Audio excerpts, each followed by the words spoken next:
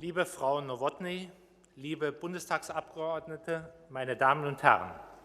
Dear Mrs. Novotny, dear members of parliament, ladies and gentlemen, a very warm welcome to the opening of 100 years of NOW, the new 4-year program of the House of World Cultures.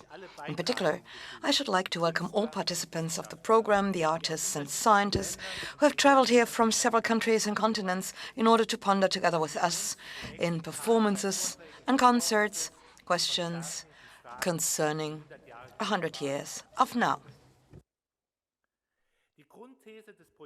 The title of the project refers to its fundamental thesis. In order to understand the transitions we witness today, we need to stop gazing and overcome the imposed logic of the moment in order to understand the past 100 years as an element of the present. In my brief introductory remarks, I will focus on the connection between the subjects we will ponder in the next few days: war, technology, and time. So we are not dealing with memory cultures. Let me show you the connection between the three themes in the context of the overall project. Let me start with an image and a story. The image. A short while ago, Marcel Bayer, the writer, reminded us that the shortest way to represent the 20th century is a series of letters we used in the age of the typewriter in order to overwrite the lines we wanted to conceal or erase.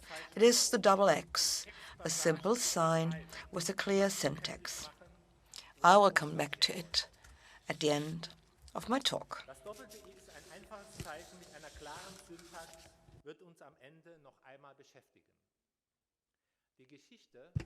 The story I want to tell is a bit longer. It happened 100 years ago. It is the story of the suicide of a female scientist, and her gender matters. It happened in the spring of 1915.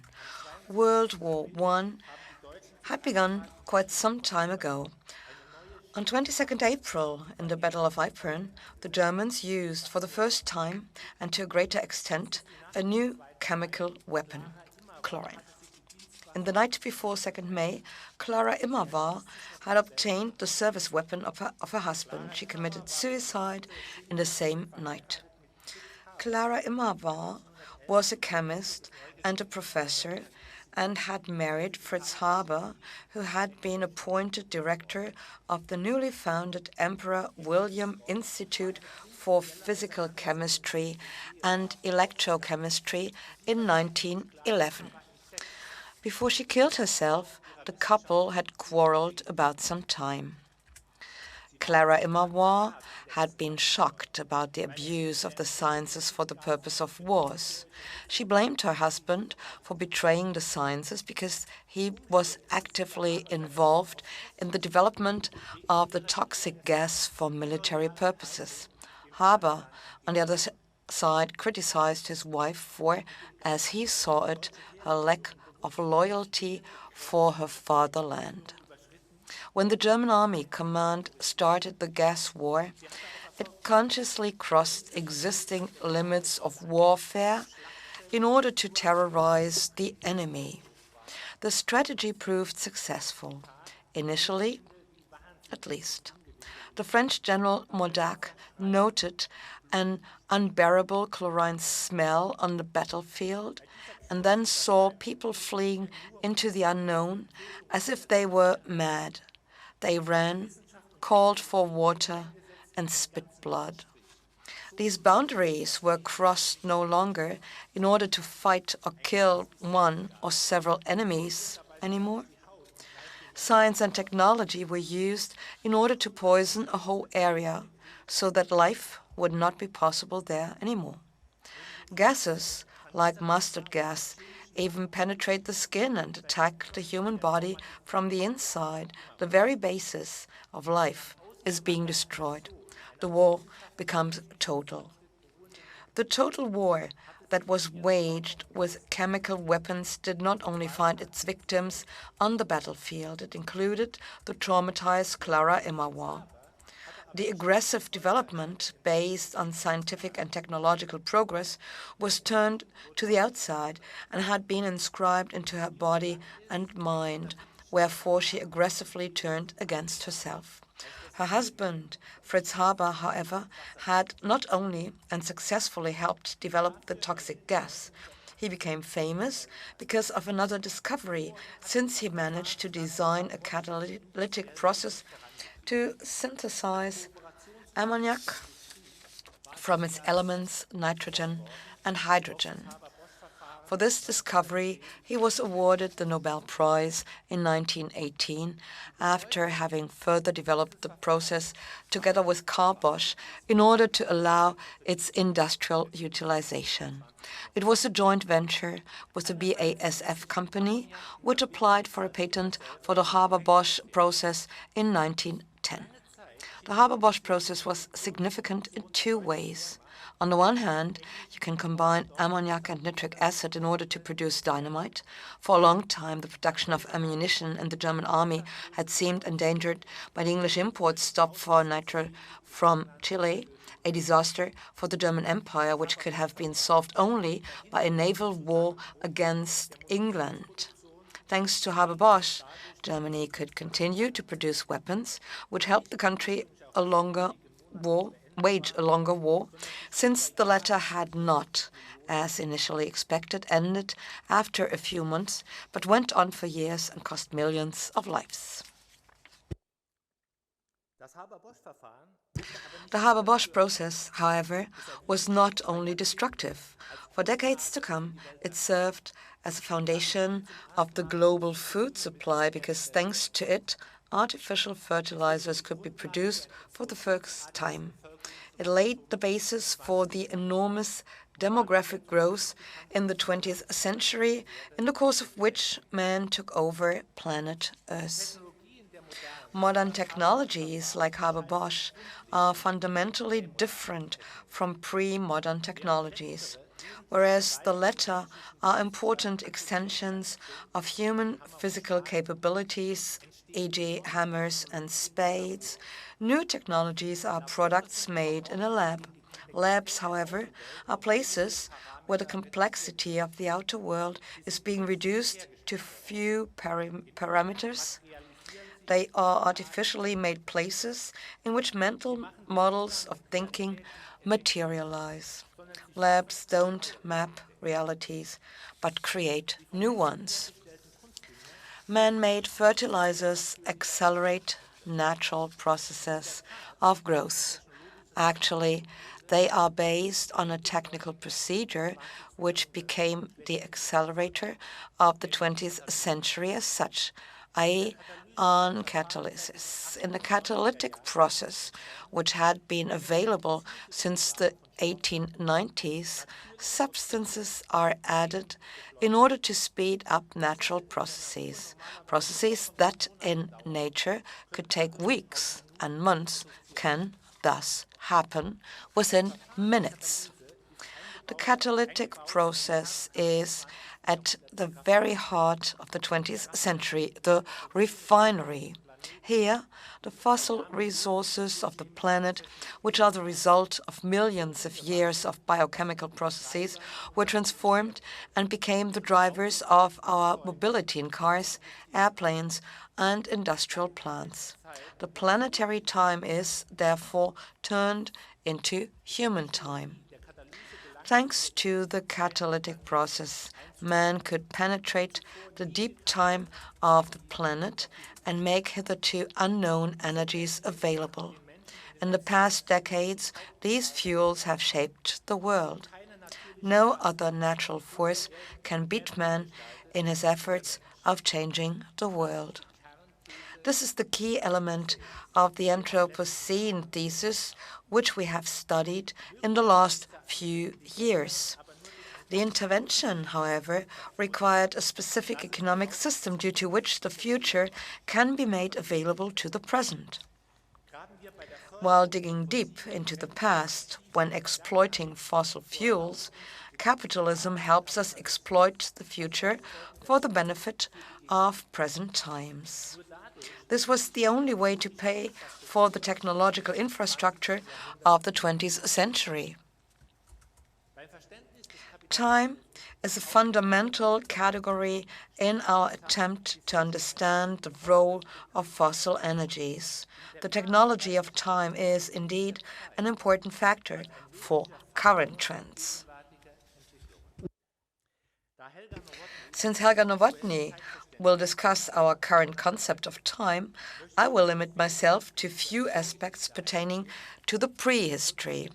Some of them have been highlighted by Helga Nowotny in her wonderful book Eigenzeit already, but I want to refer to them in order to bring my narrative so far to an interesting conclusion. The history of our current concept of time is closely connected to military strategies and, in particular, World War I. In the First World War, several things were tested for the first time, including a new time system. The watch appeared on the stage of history for the first time. Until then, watches had been but a beautiful accessory for ladies. In World War I, soldiers wore watches too, and thus allowed for coordinated mass attacks.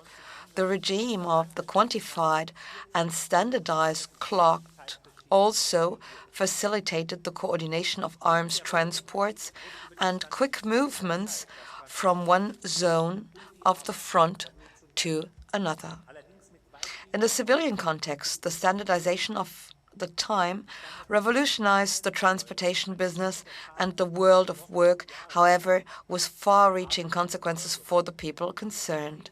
The standardization of temporal procedures and the transformation of the daily, weekly, and annual rhythms has pervaded the bodies of the working population. The clash of the new time regime and life and the tensions and traumatic experiences it caused triggered immediate attacks against the clocks. Fordism in the 20th century brought about a more sophisticated time technology since it implied an even stricter time limit. The fine-tuning of the assembly line implied ever faster sequences in the working schemes. Time is money became the dogma of the capitalist economy. The more you can produce in a given time span, the greater the profit you make. Now we have seen all processes that drove the acceleration of the 20th century. Technologies that make the energies of the planetary time available to us. Capitalism, which turns the future into a resource for the present. And a time regime that promotes the coordination and standardization of societal processes while increasing the sequence of capitalist production processes. And industrialized systems developed by science and technology and funded by credits, which are being produced in ever faster sequences and form their own realities. The acceleration we experience in ever faster sequences that bring about new objects and object worlds. Dynamic Anthropocenic material worlds substitute for the relatively stable object worlds of pre-modern times. The pressure towards innovation in the former permanently generates new worlds and leaves older technologies that have become dysfunctional fossils behind.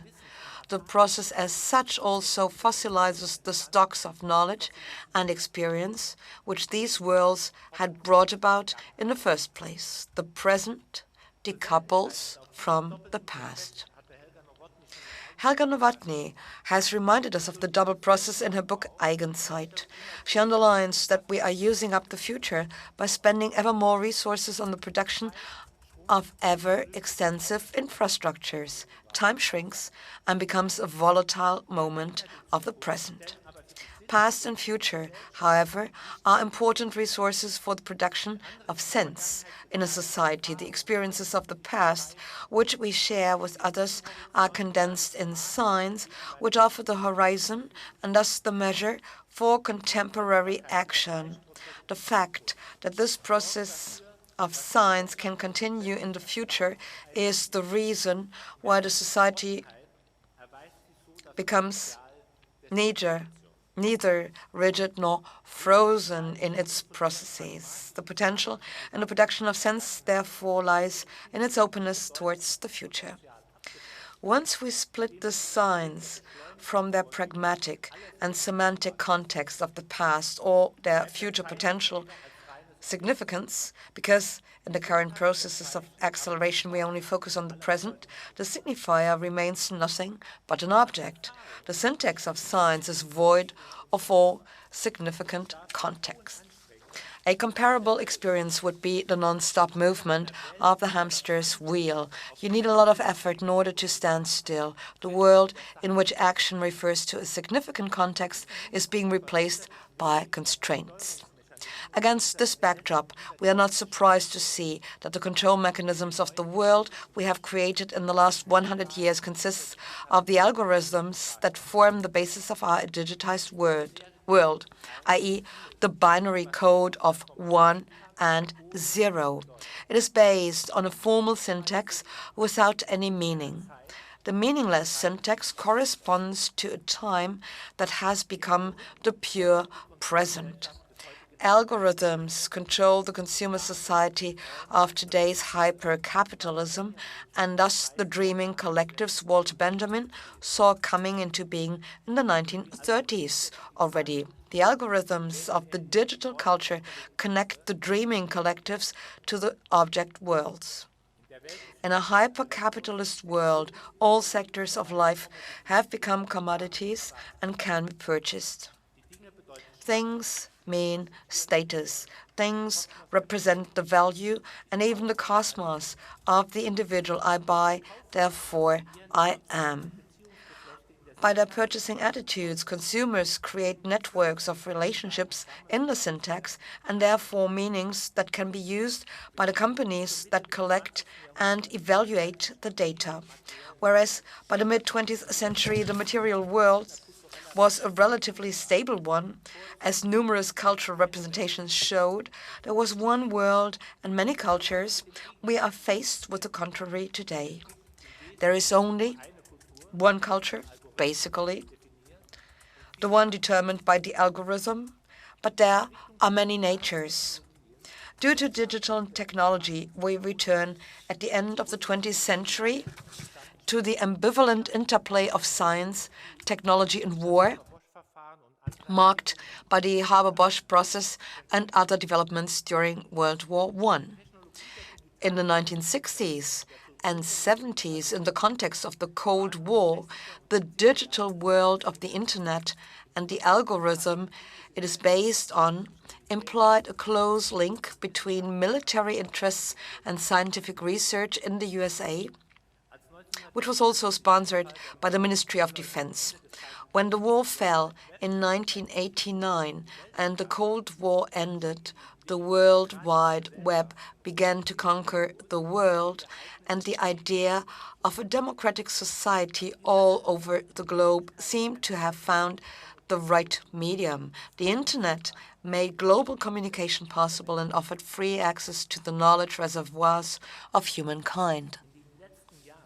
In the last few years, however, we have begun to recognize the Janus head of the new technology. We use a medium without knowing whom we address, i.e., the institutions that collect, process, and use our data for their purposes.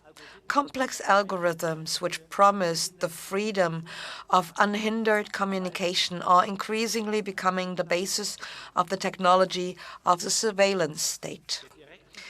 Even in democratic nations, these systems cannot be checked by the parliaments anymore, and they are becoming the tools of a new warfare, that is, in drone attacks against human beings who are neither soldiers nor persons sentenced by a court. And I am not even speaking of the so-called civilian collateral damages of these attacks. Which brings me to the question whether, irrespective of current wars and the fear of a third world war, we are in a permanent state of war, a war which has never been officially declared, yet a war about increasingly scarce resources digested by the Anthropocene, which contributes to ever greater eruptions and the collapse of existing orders. Let us, at the end of this talk, return to the beginning, because we are moving faster and faster. Dehydrated landscapes create cave-like situations. In other words, we are in a post-human world. So let's look back at where we started off from. It might be an epistemological accident, but XX or double X is a Roman figure and refers to the 20th century and is at the same time a sign of the Latin alphabet that serves in its pure form as erasure or overwriting of a text written before whose image corresponds to the algorithm written by our time. Because the algorithm, in terms of a megatrend whose logic I've just described, is the logic of what we call globalization, i.e. the manifold processes which happen in the true and seeming peripheries. Peripheries and overwritten texts share one characteristic. They have not fully disappeared yet. They persist, even if pushed into the backdrop. Texts overwritten by the letter X cause curiosity. The beholder wants to decode what is below the signs in order to bring the lower levels of signs back to the fore and in order to understand what they mean. The direction of the discovery, however, has been determined and set. X erases the core of the message below the surface. Decoding must begin in the margins. There are many marginal developments. A recent trend, which is about to change our society fundamentally, is being triggered by the refugees who currently arrive, mostly from the Middle East, at our shores. Different from the dreaming collectives, these people no longer accept the status of those who are concerned, i.e. the objects of the megatrend that feeds the algorithm. They rather use new technologies in order to determine their own fate. They seek reorientation since their home is in the center of the fight for fossil resources. They get information about European and global trends online, communicate with relatives and friends who are living in other parts of the world already. They use Google Maps in order to find the best routes for their journey. Here, they encounter a society which was not prepared to meet these players, but realizes that it has to reinvent itself at least a bit. This is where 100 years of now begins. As the example of the refugees show, this is not about a rage against the machine or arguments in favor of a general skepticism with respect to science. This is rather about claiming back agency for individuals and societies in order to overcome the logic of now. 100 years of now refers to a new time horizon in which we can understand history as a space of potentialities in order to remember the experiences of the past, in order to conclude how to act in the present. This is about a megatrend and the texture of former spaces of action which we want to reuse again. This is why we want to collaborate with representatives of the societies in order to work on alternative options. I'm mentioning housing initiatives here and others who fight for social living options. And by the way, we are also hosting a housing project in October this year. Internet activists who develop the strategies for self-determination of individuals and groups in the Internet. Big data is the project we will stage next year. The project has been characterized by the conviction that by means of aesthetic imagination, conceptual reflectivity, and the civil struggle against the lack of alternatives in the existing political logic, we need to overcome, impose constraints, and develop new forms of thinking and acting.